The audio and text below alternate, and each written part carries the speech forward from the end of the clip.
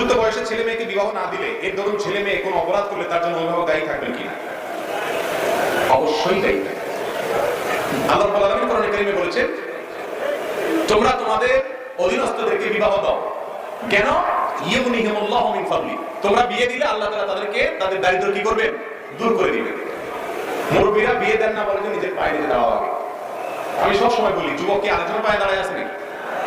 এরপরে বলে নিজের পায়ে দাঁড়ায়। বাবা ও তো নিজের পায়ে দাঁড়ায় আছে, মাশাআল্লাহ। নিজের পায়ে দাঁড়ানোর এটা ডেফিনিশন যেন কি, এটা এক একজনের কাছে এক এক রকম। কারোর কাছে লক্ষ লক্ষ টাকার মালিক হলে তার বলে নিজের পায়ে দাঁড়ায়।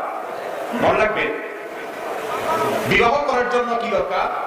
মহারণা দেওয়ার মতো, মিনিমাম মহারণা দেওয়ার মতো কোনো যোগ্যতা থাকা, অর্থনৈতিক, এবং স্ত্রীকে ডাল ভাত খাওয়ানোর মতো ক্ষমতা থাকা। এই সাথে আলাদা ডাল ভাত খাওয়ানো যায়, এটুকু ক্ষমতা থাকলেই তার বিয়ে করা জায়েজ। আর এটারও যার ক্ষমতা নাই সেও তার।